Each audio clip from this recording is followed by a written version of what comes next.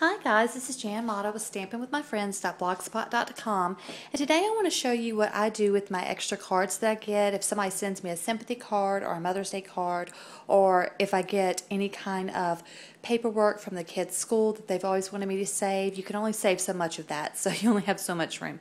So I wanted to show you how I preserve that. I also wanted to show you how I save letters.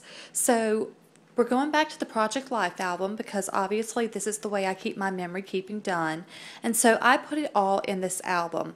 And so I've started a new album. So I go towards the back of this album and I just insert some 12 by 12 inserts, just regular scrapbooking inserts. And I just put it back here in the back because I don't like it to be in the middle of my regular pages. I like it to flow very nicely. So these are the Mother's Day cards that I got this year. And so these are for my sons and my husband. And so I obviously want to keep these. So I just put these right here in the pockets. And that way I'll always have those. Over here on the other side, let me bring this over so you can see it. On the other side, I have some letters that my boys wrote me for Mother's Day, and they've never written me letters, so I thought it was really sweet. So I did keep these letters in here so that I can always go back and look at them, and so that they can go back and so can their children way down the line. I also have always kept some of their artwork. Obviously, you can't keep all of it, but this is my grandson's artwork, and he did this when he spent the night with us. And I allowed him to use finger paint, and I also allowed him to use glitter because I'm a cool grandma. And these are sunflowers that he made for me. And so I did not, you could adhere it into this little pocket, but I didn't do that. I wanted him to be able to pull it out and look at it, and so he could feel the texture of what he did. I thought that was really nice. And then on the other side, because he was on one side of the table and I was on the other, I was drawing with my finger painting. I went in ahead and I did a picture of me and him together. And so this one I just kind of inserted it so if he wanted to grab it out, he could, and he could look at it. I thought that was really nice.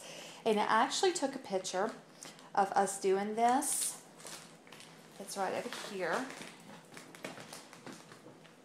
So this is the picture where he is. Let me see if I can get it lined up. This is the picture of him doing his finger painting with his long white shirt on. He's having a ball. You see he was making a really good mess. And then down here I took a picture of his artwork and my artwork. He actually did a lot of different pictures, and so I kept those and I scrapbook a lot of those. So that's the way I keep any kind of papers that I have, loose papers that I want to keep on file, or any cards I keep on file. Here's a actual map that my son had wanted, and it is of UVA, the downtown UVA. And so I actually just cut this down to fit in a 4x6 pocket, and then I actually put stickers that said UVA on the side of it. So I thought that was kind of neat. So there's different ways that you can do that.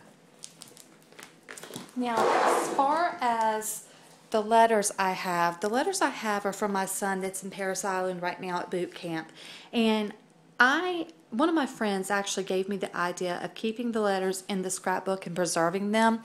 And so I had always seen the Marine album that had the really nice seal on the outside. And of course, now when you're looking for it, you can't find it. So eventually I will find it. But right now, this was a $2 scrapbook at Michael's. So this is what I have. These are loose because I'm still using these right here, but they will eventually go in the scrapbook. These are actual pictures of him at boot camp. He's actually this little guy right here. And so these I will eventually put there in the scrapbook, but right now they are on top of the refrigerator, or hanging on the refrigerator. And this is the calendar that they have, and you see where I've marked off the days. This will also eventually go in there, but is also on the refrigerator. This right here is the cover letter that I got from him when he went, and I just put a couple of my Project Life cards that says love you so much to the moon and back. And then I have a picture that I haven't printed off yet, but it actually has him standing at the recruiting office before he left in front of the Marine flag, and that will go right here. And then this is the first letter that we received.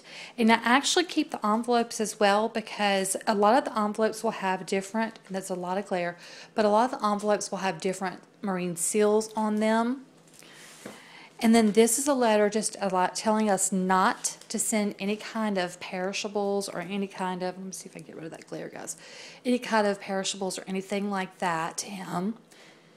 And I also got a letter from his drill instructor, which is also in here. But as you see, I just keep all of the letters when I get them, and they're in chronological order.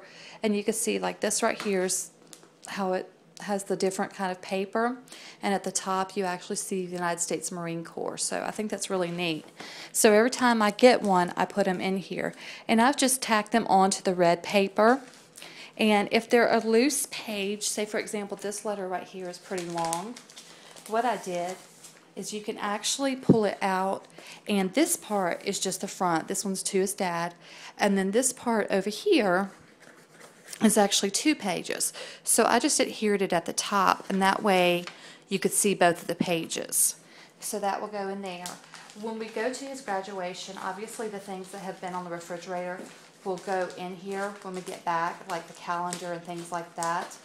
And we also will have pictures of the graduation that I will put in my Project Life album, but I also feel like it wouldn't be complete without doing that in this album as well. So I hope that helps you. This might be a good idea if you have any letters from like your grandparents or something like that, some love letters that they have. This is just a really nice way to preserve them. It's acid free.